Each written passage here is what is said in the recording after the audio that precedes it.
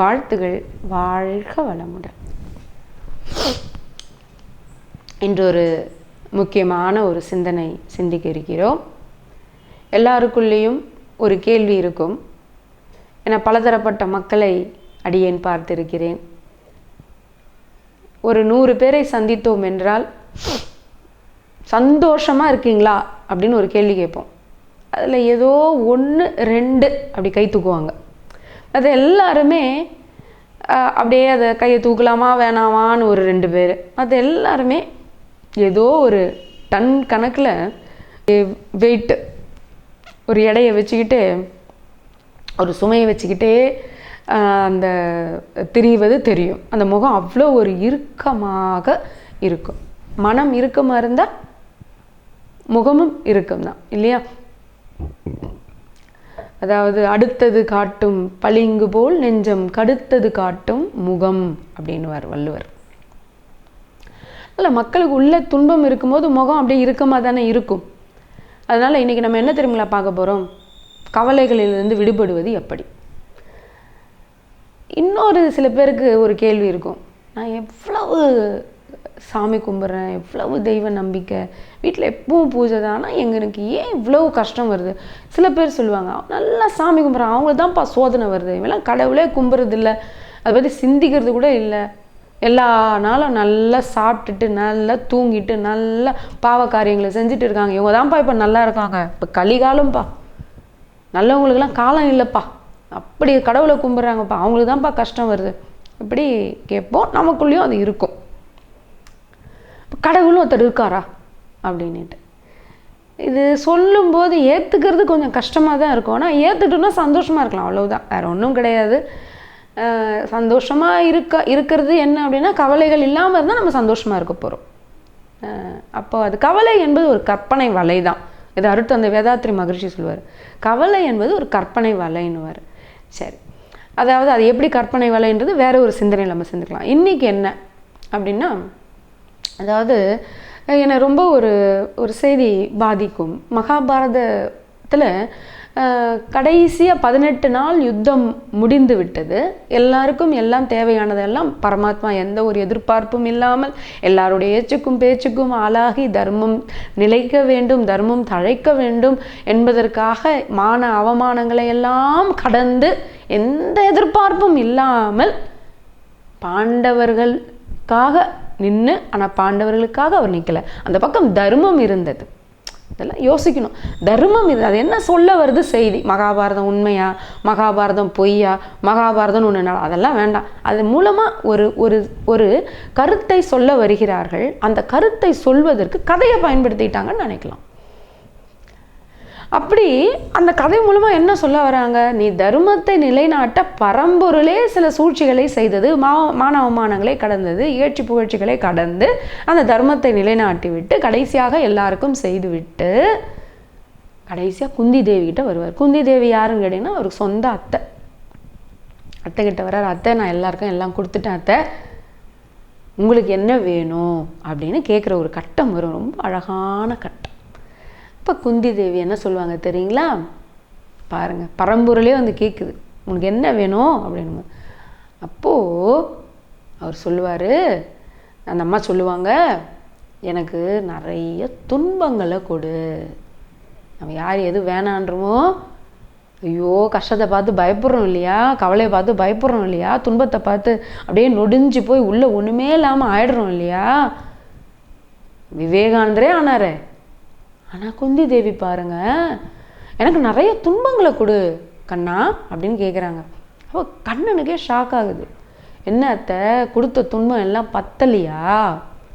ஏன்னா நீங்கள் மகாபாரத கதாபாத்திரத்திலே அதிகமான துன்பத்தை அனுபவித்தது யாருன்னு கேட்டிங்கன்னா குந்தி தேவி தான்.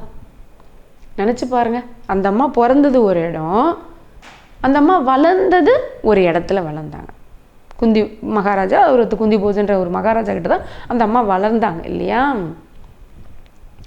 அதற்கு பிறகு பாருங்க, அந்த அம்மா வந்து ஒரு கர்ணனை திருமணம் ஆவதற்கு முன்பே கருவுற்று அந்த அம்மா அந்த குழந்தையையும் தலை குழந்தையையும் ஆத்தோடு விட்டவங்க. அதற்கு பிறகு திருமணம் செய்து கொண்டு வந்த இடமாவது பாண்டு மகாராஜா யாருங்கன்னா அந்த அம்மா பட்ட கஷ்டம் உங்களுக்கு தெரியும். அவருக்கு 5 குழந்தைகளுமே அந்த வேற ஒரு தேவர்களை வேண்டி பெற்றது தான். பாண்டு மகாராஜாவுடைய நிலைமை உங்களுக்கு தெரியும். ஒரு மான் இட்ட சாபம், அவர் இல்லற வாழ்க்கையில் ஈடுபட முடியாது. 5 குழந்தைகளுமே அந்த அம்மா வேற ஒரு தேவர்களுக்கு பெற்றெடுக்கிறாங்க. இளம் வயதிலேயே விதவையாயிடுறாங்க. இப்படி பல வந்த இடத்துலையும் அவர்களுக்கு மரியாதை இல்லை. பிள்ளைங்களுக்கு அவ்வளவு சோதனைக்கு மேலே சோதனை. அதற்கு பிறகு அவர்கள் அரக்கு மாளிகையிலிருந்து அவங்க தப்பிச்சு அதுக்கப்புறம் போய் மறைந்து வாழ்கிறார்கள். ஒரு பிராமண குடும்பத்தில் போய் சேர்றாங்க, பிராமணர்களாக வாழ்கிறார்கள். அப்புறம் பாஞ்சாலியை கூட்டிக்கிட்டு வந்த பிறகு 5 பேரும் பகிர்ந்து கொள்ளுங்கள்னுட்டு அது ஒரு பெரிய என்னதான் ஆனாலும் நம்ம என்ன பேசினாலும் அது ஒரு பெரிய ஒரு விமர்சனத்துக்கு ஆளான ஒரு செயல் தானே. இதெல்லாம் அந்த குடும்பம் தாங்குது, அந்த அம்மா தாங்குறாங்க. அதற்கு பிறகு வருகிறார்கள், ஏதோ ஆட்சி நடக்குதுன்னு பார்த்தீங்கன்னா தன்னுடைய மருமகளை சபைக்கு முன்னாடி அசிங்கப்படுத்துகிறாங்க. தன் பிள்ளைங்கள்லாம் காட்டுக்கு போகிறாங்க.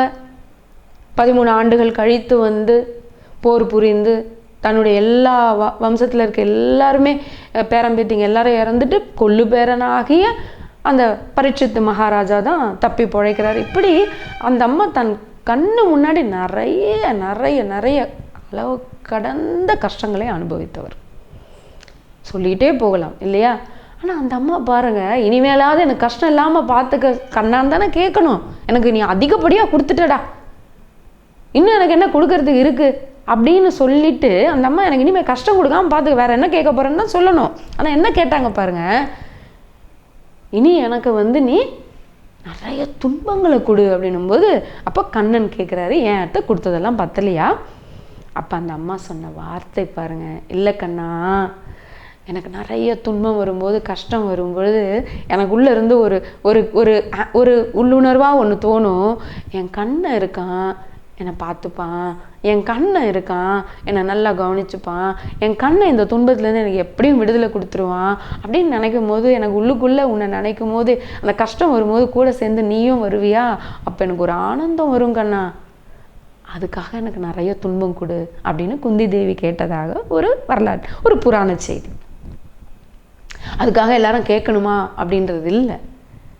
பாருங்க, அந்த துன்பத்தில் கூட அந்த அம்மா அந்த இன்பத்தை பார்க்குறாங்க பாருங்க.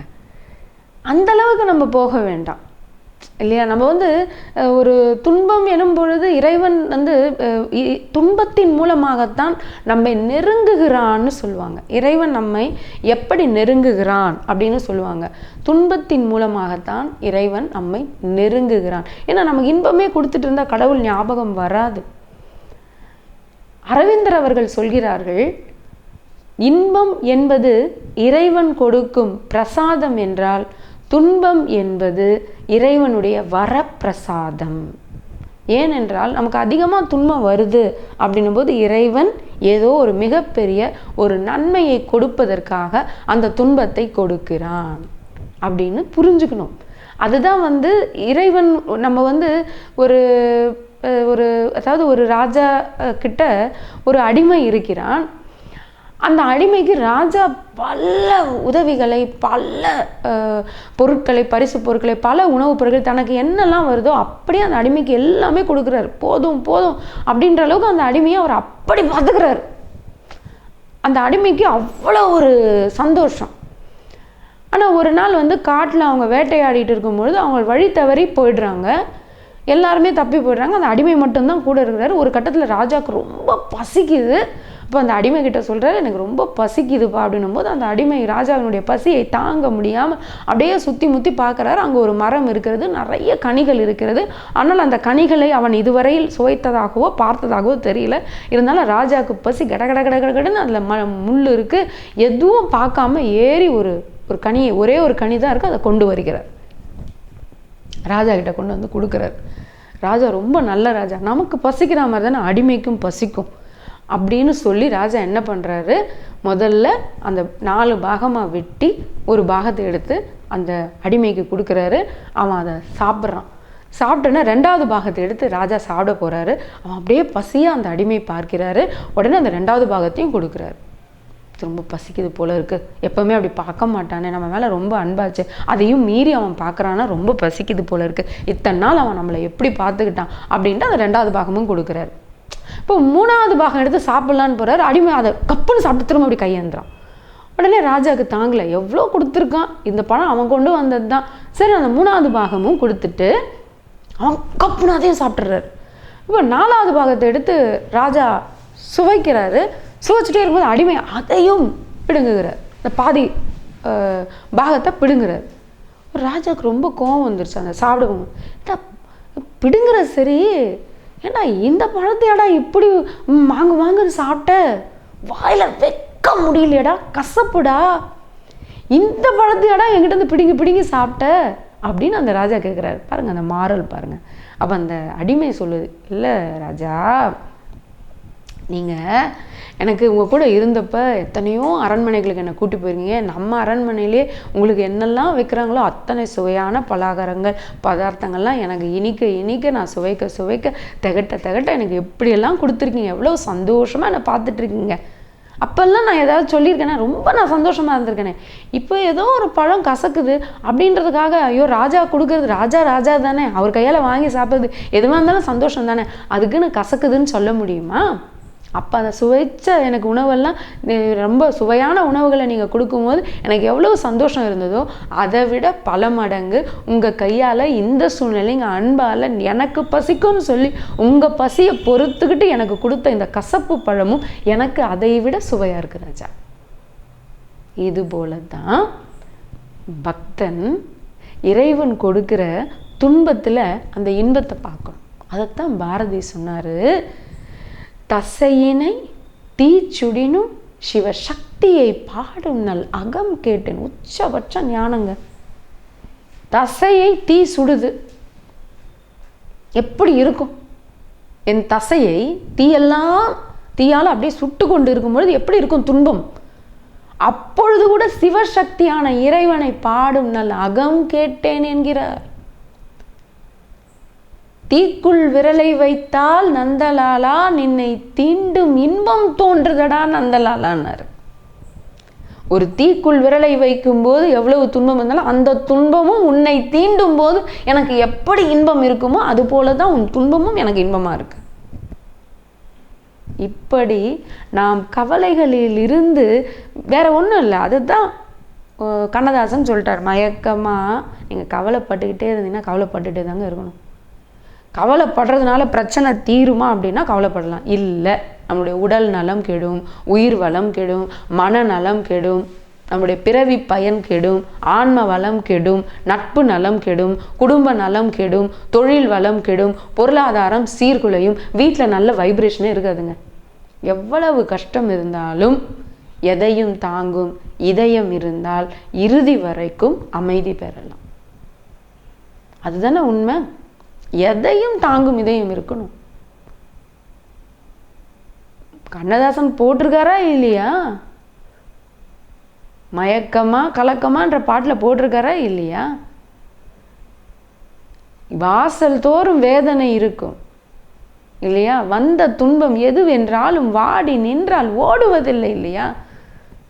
கவலைய வேதாத்ரி அருட்தந்தை வேதாத்ரி மகரிஷி அவர்கள் சொல்லுவாங்க, எந்த துன்பம் வரினும் எதிர்நோக்கி நிற்பாயே துன்பங்கள் தோல்வி உறும், இன்பமே மிகுதிப்படும். துன்பங்கள் தோல்வி அடைஞ்சிடும் இல்லையா? பொன்னை உயர்வை புகழை விரும்பிடும் என்னை கவலைகள் தின்னத்தகாதென்று நின்னை சரணடைந்தேன் வரும். நீங்க எவ்வளவுகளோ ஆசைப்படுறீங்களோ அவ்வளவுகளோ துன்பங்கள்ங்க. ஆசை படப்பட ஆய்வரும் துன்பங்கள் திருமூலர். நீ ஒரு எதிர்பார்ப்பு, நீ ஒரு திட்டம் போட்டு நீ அதை பண்ணிட்டு இருந்த அப்படின்னா அது நிறைவேறாத பொழுது உனக்கு துன்பம் வருகிறது. அப்ப அதுக்கு திட்டம் நீ எதிர்பார்க்குற, நீ ஒரு விஷயம் எதிர்பார்க்குற, அதுக்கு ஏதாவது திட்டம் போடணும் இல்லையா? அது எதுவுமே செய்ய மாட்டான், ஆனால் கையில் கிடைக்கணும்னா எப்படி? சில விஷயங்கள் சரி நம்ம மீறி நடக்குது அப்படின்னா அதை அக்செப்ட் பண்ணிட்டு ஓகே அடுத்தது இதுவும் கடந்து போகும், அந்த உணர்வு வரணும். அப்போதான் துன்பம் இல்லாத ஒரு இன்பமான வாழ்க்கையை வாழ முடியும். இன்னொன்று, இறைவனிடத்தில் முழுமையாக நம்மளை கொடுக்கணும். அவன் கொடுக்கின்ற துன்பம் கூட எனக்கு ஏதோ ஒரு மிகப்பெரிய ஒரு நல்லதை கொடுக்கறதுக்கு தான் அவனுக்கு எல்லாம் தெரியும். நம்ம தயாராகிட்டோம் அப்படின்னா நம்ம எப்பவுமே சந்தோஷமாக இருக்கலாம். இதுதான் கவலைகளிலிருந்து. ஏன்னா கவலைன்றது ஒரு கற்பனை வரல. நான் இப்போ நினச்சா இது கவலை, இல்லைன்னு நினச்சா ஒன்றும் இல்லை. குந்தி தேவி சொன்ன மாதிரி தான், எனக்கு இறைவன் இருக்கிறான், என்னை எப்பவும் பார்த்துக்கிறான்ற ஒரு சந்தோஷம் கூடவே எனக்கு வரும். அதை விடவா அப்படின்றாங்க பார்த்தீங்களா. இது ஒரு விதமான கவலைகளிலிருந்து விடுபடுவதற்கான ஒரு வழி. ஸோ இன்றைக்கே இந்த வினாடியே உங்களுக்கு 1000 கவலைகள் நான் பார்த்துட்டு இருக்கவங்களுக்கு 1000 பிரச்சனைகள் இருக்கலாம். ஒன்று மட்டும் தெரிஞ்சுக்கோங்க அன்பு உள்ளங்களே, நீங்கள் கவலைப்படுறதுனால அந்த கவலை நம்மளை விட்டு போக போகிறதே இல்லை. எந்த துன்பம் வந்தாலும் எதிர்நோக்கி நில்லுங்க. துன்பங்கள் கண்டிப்பாக தோல்வி அடையும், இன்பம் தான் மிகுதிப்படும்.